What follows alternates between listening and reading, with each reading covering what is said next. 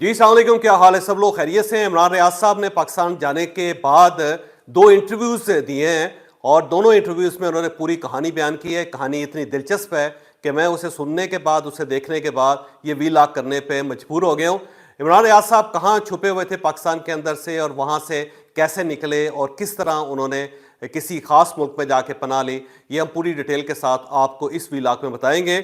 और इसके साथ साथ पाकिस्तान तहरीक इंसाफ के अंदर एक नई डिबेट चल रही है और वो डिबेट है आतिफ खान की ओन चौधरी साहब के साथ मुलाकात। ओन चौधरी के साथ आतिफ खान साहब ने क्यों मुलाकात की और इस मुलाकात के ऊपर इतना शोरो गोगा क्यों हो रहा है, ये भी हम आपको आज के वीलॉग में बताएंगे। लेकिन वीलॉग की तरफ जाने से पहले मेरी आपसे रिक्वेस्ट है कि चैनल को सब्सक्राइब जरूर कीजिएगा और ये जो बेल आइकन है उसको जरूर प्रेस करें ताकि नोटिफिकेशन आपको मिलता रहे। और ये याद रखें कि हर अच्छी बात सदका जारिया होती है। अगर आपको मेरी बातें अच्छी लगें तो इसे किसी न किसी के साथ जरूर शेयर कीजिएगा। और हमने अपने कॉलम 0 पॉइंट को अब ऑडियो फॉर्म में भी लॉन्च कर दिया है। आप हमारे यूट्यूब चैनल के ऊपर जाके ये ऑडियोज भी सुन सकते हैं, लेटेस्ट कॉलम्स भी आप पढ़ भी सकते हैं और सुन भी सकते हैं।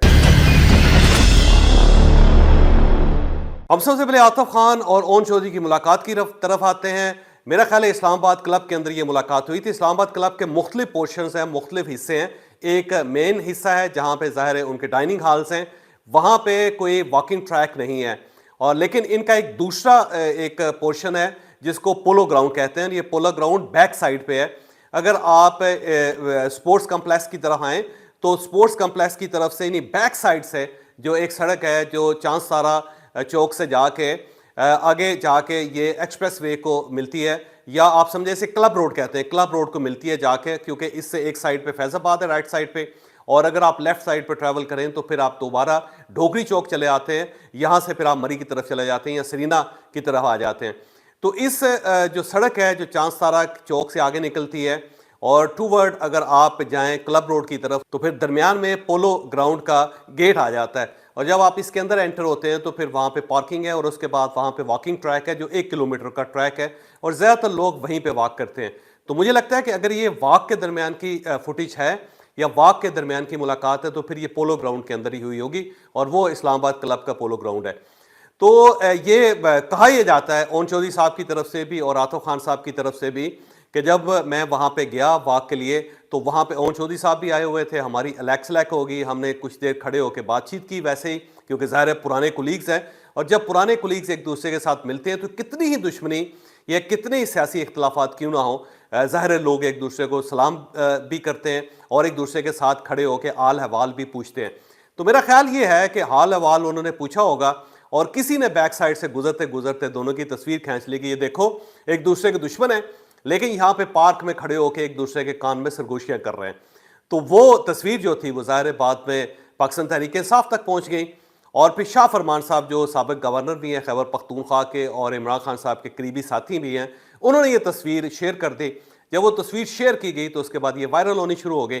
फिर सियासी कमेटी का इजलास था। सियासी कमेटी के इजलास के अंदर आतिफ खान साहब से लोगों ने पूछना शुरू कर दिया कि जनाब ये आप ओन चौधरी साहब से किस कैपेसिटी में मिले हैं, क्योंकि ओन चौधरी जो है वो बुशरा बीबी और इमरान खान साहब का जो इद्दत के निकाह का केस था उसके अंदर मेन गवाह था। और ये सारी स्टोरी लॉन्च ही उन्होंने की थी कि इद्दत में बुशरा बीबी ने इमरान खान साहब के साथ मुलाकात कर ली थी और वो सारी डिटेल जो निकाह की थी और उसका हक महर और बाकी सब चीज़ें वो ओन चौधरी ने मीडिया को बताई थी। उन्हीं से ये चीज़ें निकली थी और उन्हीं से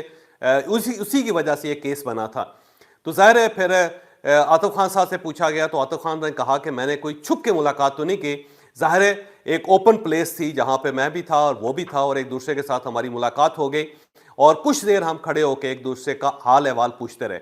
लेकिन पार्टी ज़ाहिर है इसे कबूल करने के लिए तैयार नहीं है, क्योंकि गंडापुर साहब ने बहुत स्टैंड लिया इसके ऊपर। गंडापुर साहब ने कहा कि देखें मैं सीएम हूँ और सीएम की हैसियत से जब मैं दूसरे लोगों से मिलता था जिसमें ज़ाहिर एस्टैब्लिशमेंट की बात कर रहे हैं वो, तो मेरे ऊपर एतराज़ किया जाता था कि इमरान खान साहब के सिपाही हो के, इमरान खान साहब का सीएम हो के ये एस्टैब्लिशमेंट के साथ क्यों मुलाकात करता है, तो इस पर बहुत ज़्यादा एतराज़ किया जाता था। लेकिन आज जब आप दुश्मन नंबर 1 जो इमरान खान साहब का और बुशरा बीबी का दुश्मन नंबर 1 है, जब आप चल के उसके पास चले जाते हैं या उसके पास खड़े हो जाते हैं या फिर उसकी बातें सुनना शुरू कर देते हैं या फिर उसको बातें बताना शुरू कर देते हैं, तो क्या ये गद्दारी नहीं पार्टी के साथ? तो आतिफ खान साहब से पूछना चाहिए कि उन्होंने इतना बड़ा और बुरा कदम क्यों उठाया। तो इसमें ज़ाहिर है आतिफ खान साहब भी गले पड़ गए उनके, बल्कि उन्होंने शाह फरमान साहब की ठीक ठाक बेइज्जती कर दी कि तुम होते कौन हो, मेरी तस्वीर इस तरह लॉन्च करने वाले, और तुमने एक गलत परसेप्शन क्रिएट करने की कोशिश की है। तो आतिफ खान की ज़ाहिर शाह फरमान के साथ भी टेम्पटास हो गई, लड़ाई हो गई, और उसके साथ साथ गंडापुर साहब के साथ भी उनकी तल्ख कलामी होगी। तो पार्टी के अंदर इस वक्त ठीक ठाक किस्म का फसाद फैला हुआ है। लेकिन अब यहाँ पे एक सवाल ये पैदा होता है, वो सवाल ये पैदा होता है कि आप कितने ही बड़े दुश्मन क्यों ना हो, देखिए जब आप एक दूसरे के शनासा हैं तो जाहिर है आप एक दूसरे को रुक के देखेंगे भी,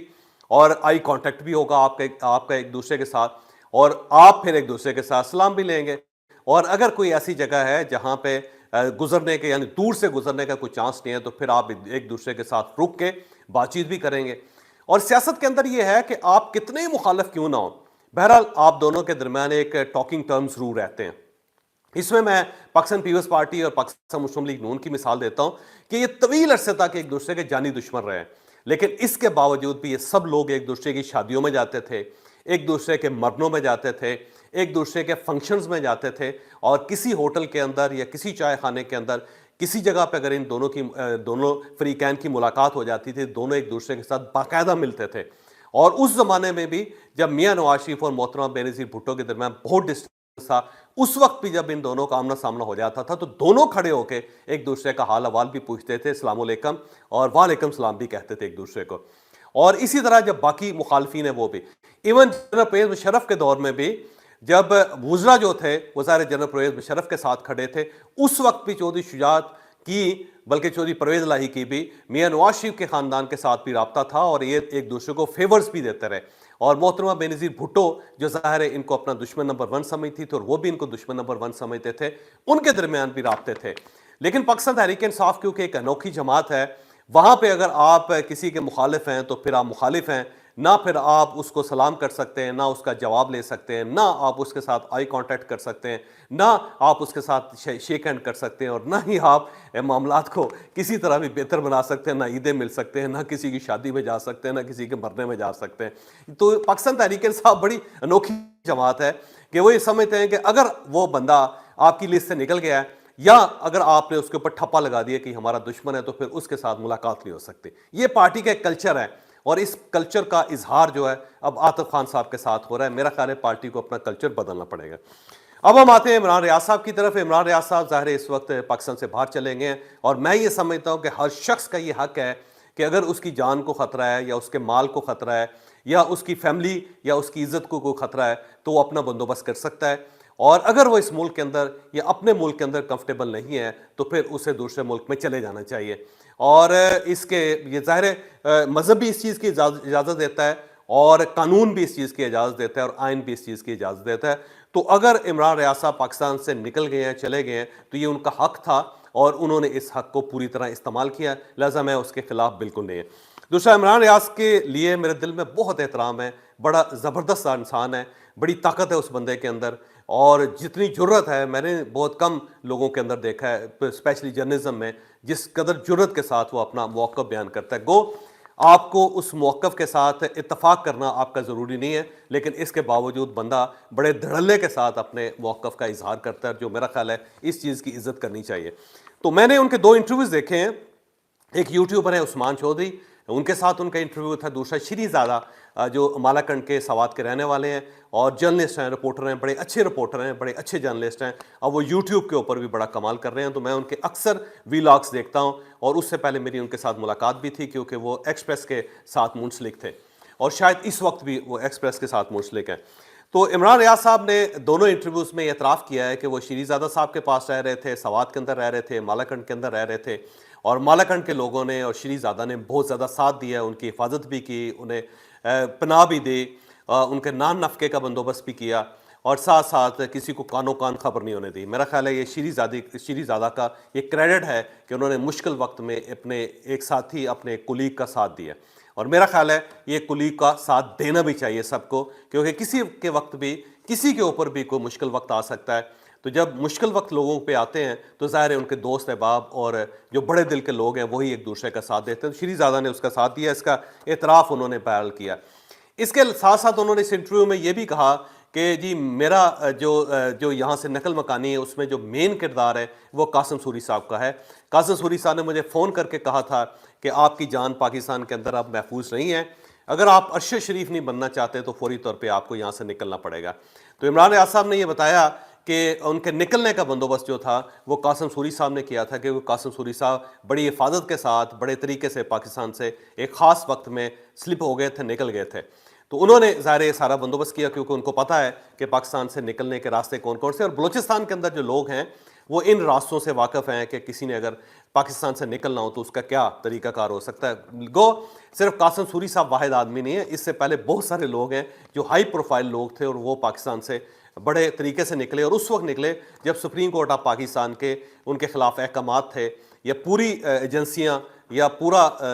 लॉ इन्फोर्समेंट का जो डिपार्टमेंट है उनको तलाश कर रहा था, लेकिन इसके बावजूद वो पाकिस्तान से निकल गए। बहुत सारे लोग हैं, मैं बहुत सारी कहानियां सुना सकता हूं आपको, लेकिन सरदस्त वो वक्त नहीं है। तो बहरहाल कासिम सूरी साहब को उन्होंने शुक्रिया अदा किया कि उन्होंने फिर उनको एक साहब दिए जो ज़ाहिर पश्तून, वो उन्होंने बताया कि पश्तून है और वो बहुत नर आदमी है, बड़ा बहादुर आदमी है।